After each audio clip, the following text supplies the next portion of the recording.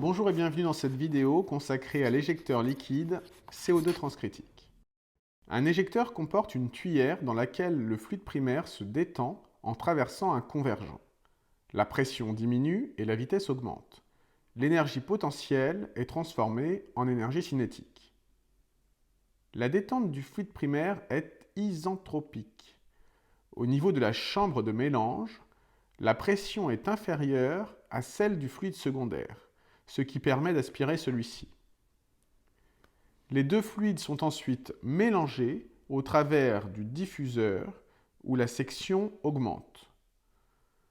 Il y a une diminution de la vitesse et une augmentation de la pression. Pour mieux comprendre comment un éjecteur fonctionne, il suffit d'en fabriquer un avec deux bouts de tuyau.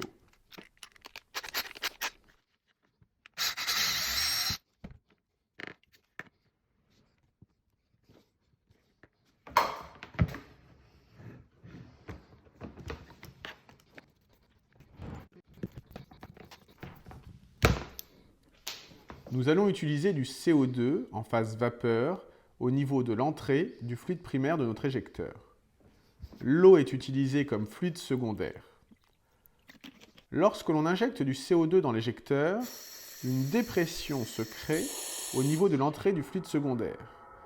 L'eau est alors aspirée avant d'être mélangée au CO2 dans le diffuseur.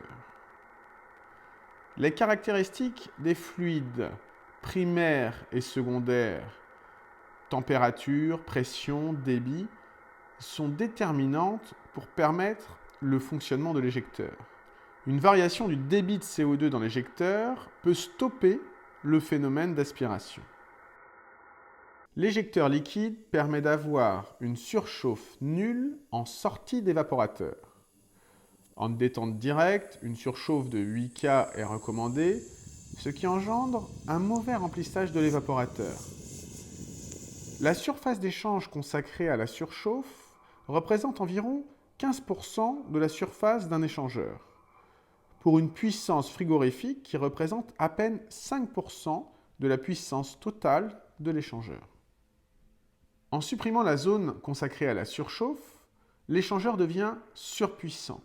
Il est alors possible de réduire l'écart entre la température de l'air et la température d'évaporation en remontant la consigne basse pression de quelques degrés. Le meilleur remplissage de l'évaporateur va favoriser un écoulement annulaire, c'est-à-dire que le fluide frigorigène liquide va venir mouiller l'ensemble de la paroi interne du tube. La vapeur s'écoulera au centre.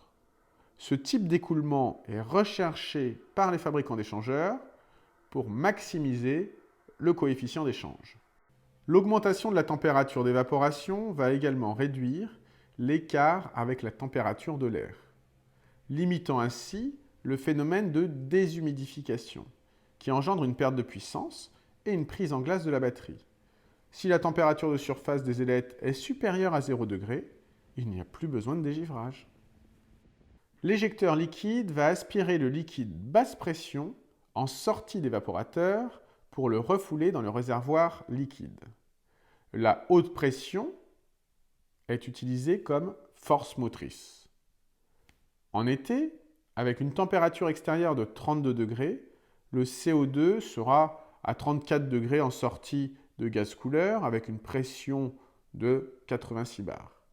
Le réservoir liquide sera maintenu à 4 degrés, soit 38 bars, et une pression d'évaporation de 30 bars sera maintenue par le compresseur, ce qui correspond à une température d'évaporation de moins 5 degrés.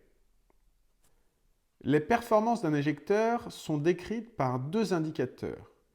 Le taux d'entraînement, qui correspond au débit secondaire aspiré par rapport au débit du fluide primaire, servant de force motrice à l'éjecteur. Dans notre exemple, l'éjecteur aspire 127 kg/h pour 160 kg/h de fluide primaire, soit un taux d'entraînement de 0,79. Comme un compresseur, l'éjecteur a un taux de compression. C'est le deuxième indicateur de performance. Avec 39 bars en sortie pour 30 bars à l'aspiration, le taux de compression de l'éjecteur est de 1,25. Je vous remercie d'avoir suivi cette vidéo et je vous dis à très bientôt.